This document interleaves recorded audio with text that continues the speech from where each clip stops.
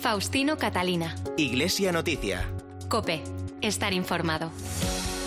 Saludos amigos, muy buenos días. Son las 8:30 de la mañana de este domingo, 6 de junio de 2021, festividad del Corpus Christi, y como cada 7 días, momento de contarles lo más destacado en la actualidad religiosa de estas jornadas en Iglesia Noticia, en la cadena COPE.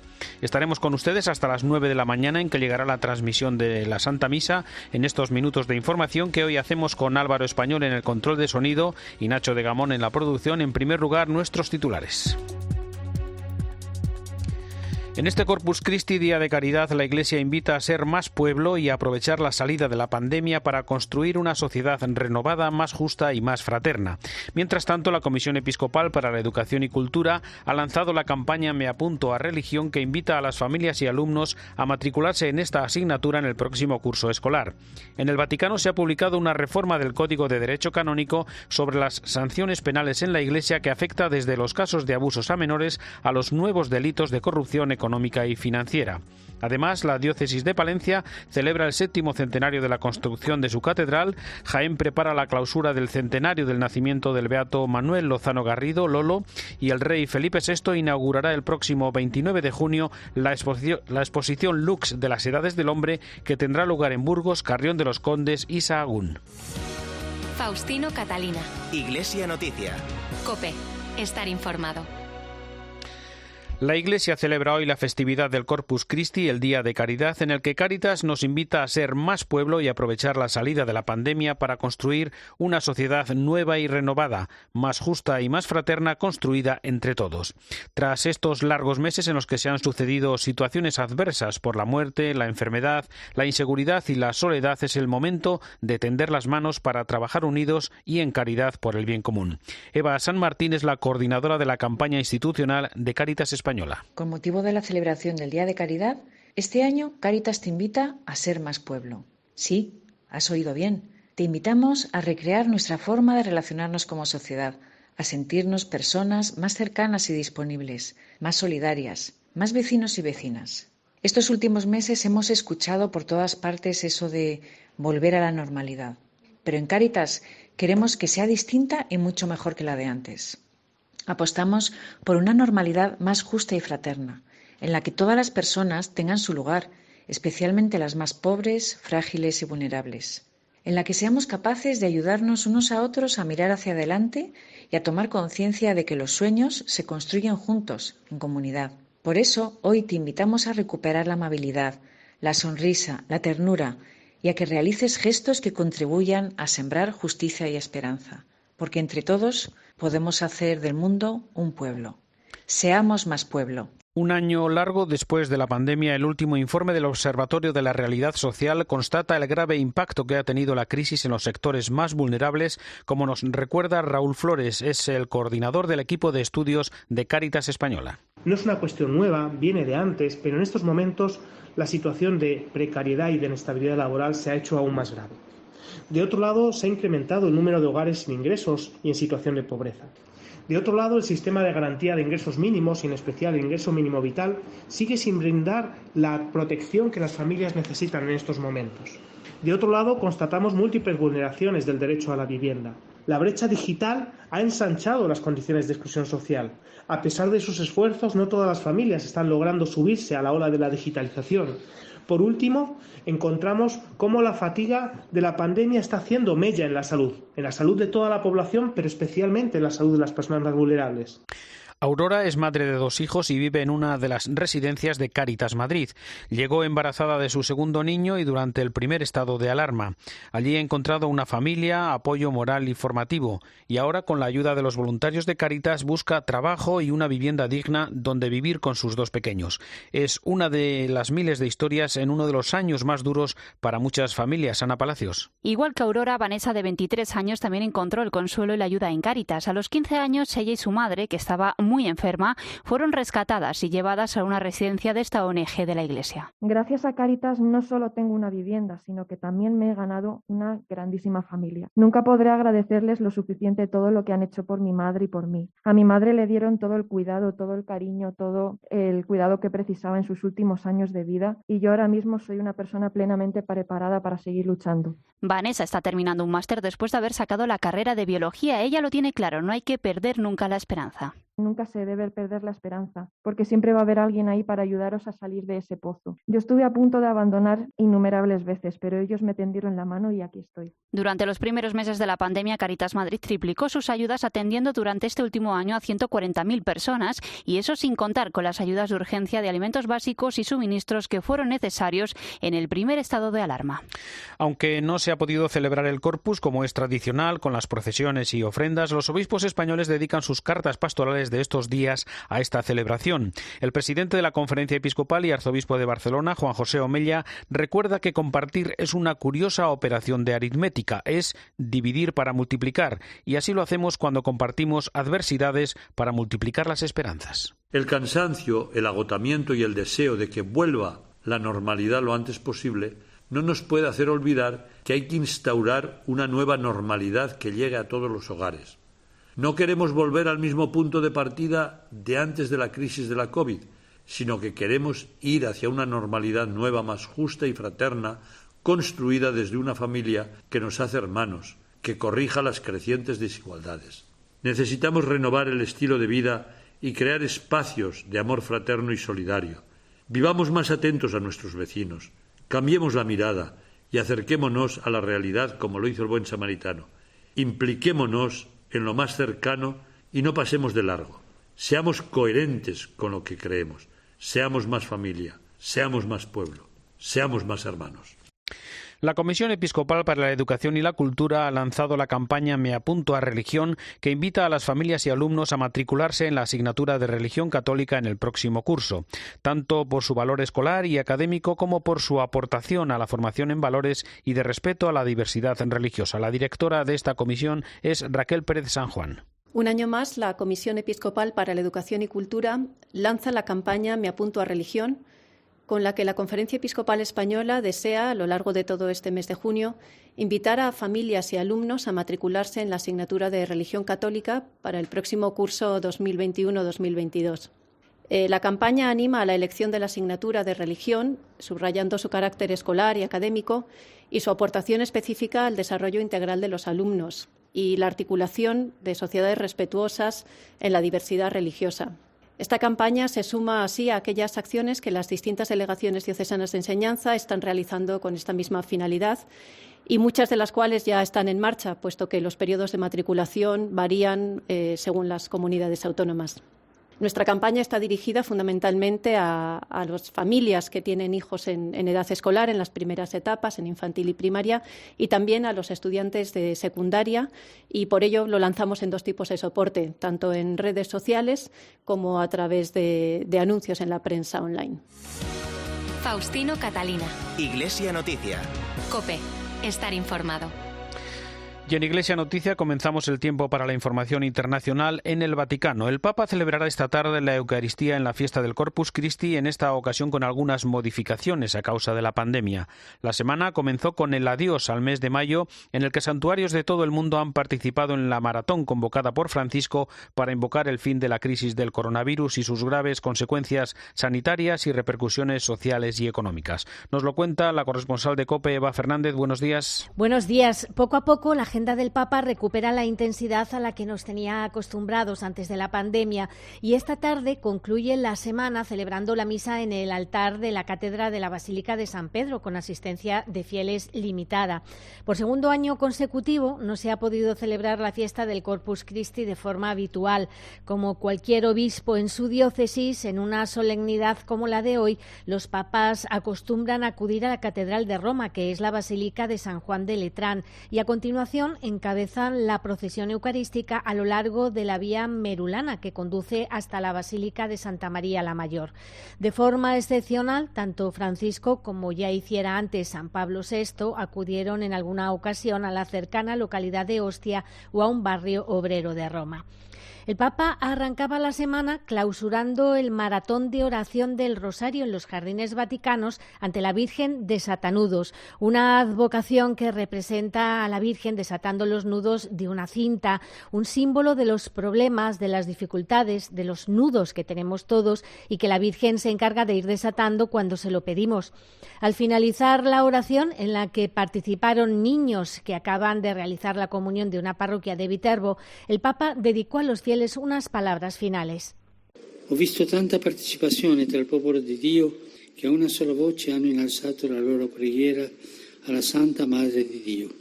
Continuiamo a chiedere al Signore che protegga il mondo intero dalla pandemia e a tutti, senza esclusione, sia data presto la possibilità di mettersi al riparo attraverso il vaccino. Los misterios del Rosario se ofrecieron por 5 intenciones, todas relacionadas con las heridas, la soledad y la indiferencia que han sufrido tantas personas durante la pandemia. El martes se publicó una nueva Constitución Apostólica por la que el Papa Francisco reforma el libro sexto del Código de Derecho Canónico sobre las sanciones penales en la Iglesia. Además de imponer penas por los casos de abusos a menores o los nuevos delitos de corrupción económica o financiera, esta reforma quiere prevenir males mayores y sanar heridas del pasado. ¿Cuáles son los principales cambios y novedades, Eva? Es, como dices, un documento de gran magnitud e importancia que supone un paso adelante más para erradicar abusos tanto de menores como de tipo económico, endureciendo las penas y extendiéndolas a laicos que trabajan en actividades pastorales. En esta nueva Constitución Apostólica, que lleva por nombre Apacentad la grey de Dios, el Papa recuerda que se había visto necesario especificar las penas para cada delito e incluir la reparación. La última versión era de 1983 y daba gran margen de maniobra a los obispos. La reforma cambia casi el 80% de los 89 cánones sobre las penas, dando a los pastores más medios para actuar con rapidez por la vía administrativa.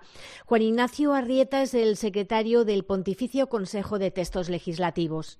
A veces son modificaciones muy ligeras. Por ejemplo, en un canon donde decía el obispo puede castigar, ahora se dice el obispo debe castigar.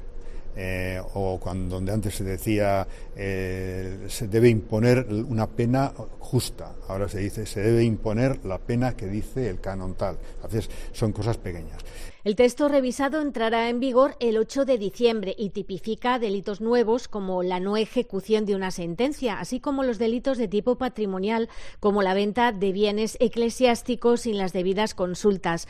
Entre otros aspectos, la reforma obliga a comunicar los delitos de los que se tenga conocimiento. Los laicos con cargo en la Iglesia podrán ser sancionados desde el punto de vista canónico, por ejemplo, por abusos o por mala gestión económica, y en lo que se refiere a los abusos pasan de ser delitos contra obligaciones especiales a convertirse en delitos contra la vida, la dignidad y la libertad de las personas.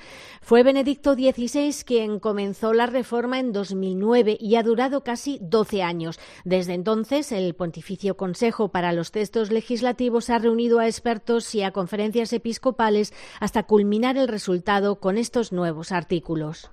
Pues completamos el análisis y alcance de esta reforma en el Código de Derecho Canónico con el análisis de nuestro colaborador en Roma, Antonio Pelayo. Buenos días. Buenos días. Hace ya algún tiempo mi querido y admirado profesor de Derecho Canónico, el padre Díaz Moreno, me confesó que lo que menos le gustaba del Código de 1983 era su libro sexto, que se trata de las sanciones en la Iglesia. El sabio jesuita le habrá complacido que el Papa Francisco haya decidido reformarlo. Que no ha sido un simple retoque estético lo demuestra que de los 89 cánones que componen dicho libro han sido modificados 63, otros 9 cambiados de sitio y solo 17 siguen sin mutación alguna. 14 años han sido necesarios para llevar a cabo esta radical revisión iniciada durante el papado de Benedicto XVI. Presentando esta reforma con una constitución apostólica, Bergoglio ha afirmado que para responder adecuadamente a las exigencias de la Iglesia en todo el mundo resultaba evidente la necesidad de revisar la disciplina penal. Basta evocar la plaga de los abusos sexuales a menores y adultos vulnerables para comprender la urgencia de esta reforma. El miedo a sancionar estos delitos en el pasado reciente ha facilitado la multiplicación de los escándalos. Ya nadie podrá refugiarse en la ambigüedad de la ley ni recurrir a piadosas exhortaciones o traslados de los presuntos criminales. La negligencia del pastor, es decir, del obispo, en el empleo del sistema penal, a partir de ahora será considerada como una grave falta en el ejercicio de su misión. El Papa endurece las leyes contra los abusos sexuales y en los casos extremos será necesario aplicar la expulsión del estado clerical, sanciones similares que se aplicarán también a los religiosos no sacerdotes y a los seglares que tengan alguna responsabilidad o función en las organizaciones de la Iglesia. El Santo Padre recuerda que la caridad exige que los pastores recurran al sistema penal siempre que deban hacerlo. Lo exige la dignidad de las víctimas ultrajadas, la reparación del daño causado y la credibilidad de la Iglesia, que ha sufrido un grave deterioro por tan infames crímenes. Desde Roma les ha hablado Antonio Pelayo. Gracias, Antonio. La Asamblea Mundial de la Salud ha adoptado por consenso la participación de la Santa Sede en esta organización mundial, con lo que se formaliza su participación en los trabajos en calidad de Estado no miembro observador. Mientras tanto, el Papa, que el miércoles continuó sus catequesis sobre la oración en la audiencia general, recibió en el Vaticano a la Federación Italiana de Baloncesto. Eva. Una semana más, en su catequesis dedicada a la oración, el Papa nos animó a no olvidar que Jesús reza por nosotros al Padre aún en el momento de la prueba, por lo que siempre debemos confiar en Él. Jesús nos asegura que aun cuando sintamos que nuestras oraciones parezcan vanas o ineficaces, Él no nos abandona, está siempre a nuestro lado. Reza en nosotros y con nosotros, intercede a nuestro favor. Nos alienta a que perseveremos en la oración, sobre todo en los momentos más difíciles de nuestro camino. Al saludar a los fieles de lengua española, invitó a pedir a Dios en este mes de junio dedicado al corazón de Jesús que nos conceda la gracia de permanecer siempre unidos a Él y también unidos entre nosotros por la participación en la Eucaristía. Y aunque ya estamos acostumbrados a que el Papa reciba a deportistas, la audiencia con la Federación de Baloncesto Italiana tuvo repercusión mundial, porque tras recordar que el deporte es una medicina para el individualismo de nuestra sociedad, porque nos ayuda a salir del yo y supone una escuela de formación, en este mismo encuentro, aunque sin nombrarlo, puesto que desconocía quién era, alabó la actitud ante la derrota del entrenador del Manchester City, Pep Guardiola, por el gesto que tuvo al besar la medalla de plata tras perder la final de la Champions. Lo normal cuando uno llega al segundo, aseguraba, es enfadarse, quedarse triste y hasta dan ganas de tirar la medalla. Esa actitud, subrayaba el Papa, nos enseña que incluso en la derrota puede haber una victoria y nos muestra que se puede aprender de los fracasos, porque nos hacen entender que en la vida no siempre se gana. Por este motivo, cuando un deportista actúa así con dignidad, con humanidad, con gran corazón, concluía el pontífice la audiencia, es un verdadero galardón, una verdadera victoria humana. Gracias, Eva. Pues antes de dejar el Vaticano, vamos a recordar que en su vídeo con la intención de oración para este mes de junio, Francisco pide por el matrimonio. Reconoce que es un viaje difícil y comprometido, una vocación que nace del corazón y una decisión consciente para toda la vida que necesita preparación. Es cierto eso que dicen algunos, que los jóvenes no quieren casarse, especialmente en estos tiempos tan duros. Casarse y compartir la vida es algo hermoso. Es un viaje comprometido, a veces difícil, a veces complicado, pero vale la pena animarse. Y en este viaje de toda la vida, la esposa y el esposo no están solos, los acompaña Jesús. El matrimonio no es solo un acto social, es una vocación que nace del corazón. Es una decisión consciente para toda la vida que necesita una preparación específica. Por favor, no lo olviden nunca. Dios tiene un sueño para nosotros, el amor. Y nos pide que lo hagamos nuestro. Hagamos nuestro el amor, que es el sueño de Dios. Y recemos por los jóvenes que se preparan para el matrimonio con el apoyo de una comunidad cristiana, para que crezcan en el amor, que crezcan en el amor con generosidad, fidelidad y paciencia, porque para amar hace falta mucha paciencia, pero vale la pena, ¿eh? Tras su último encuentro celebrado esta semana, las conferencias episcopales de África y Europa han hecho un llamamiento a promover la dignidad, la fraternidad y la solidaridad en este mundo donde los problemas se han agravado por el coronavirus. Corresponsal en Bruselas, José Luis Concejero. Buenos días. Vivimos momentos de mucha tensión en el mundo, a la crisis del coronavirus y también con una vacunación totalmente desigual en el mundo. Hay que sumarle la inestabilidad política, por ejemplo, que se vive en Oriente Medio y que ha dejado cientos de muertos, o las crisis migratorias que han asolado España estas últimas semanas. Ante esta situación, las conferencias episcopales de África y Europa han hecho un llamamiento para promover la dignidad humana, la fraternidad y también la solidaridad.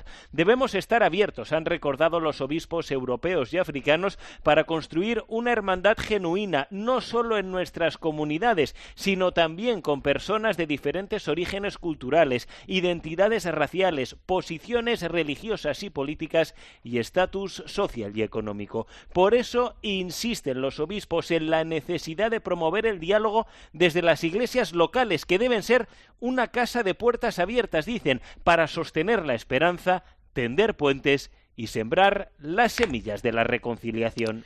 Les contamos ahora la iniciativa y el trabajo en Iquitos, en Perú, del agustino español Miguel Fuertes para ayudar a la educación de los más pequeños y para conseguir también plantas generadoras de oxígeno tan demandadas por la pandemia. Héctor Estepa.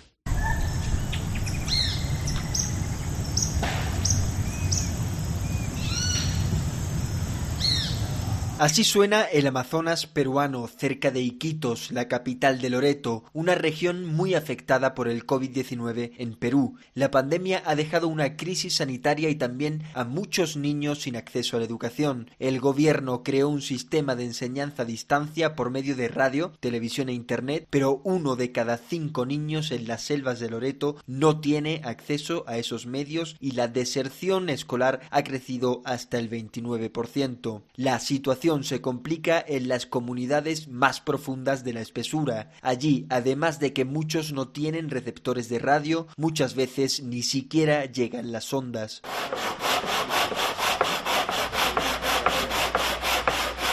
Así suena un taller de la iglesia donde se construyen de forma prácticamente artesanal 5.000 receptores de radio alimentados con energía solar que serán distribuidos por las comunidades más lejanas del Amazonas. El padre español Miguel Fuertes, que lleva décadas en la región y es uno de los precursores de la idea, cree que es necesario para que una generación entera no se quede atrás en los estudios.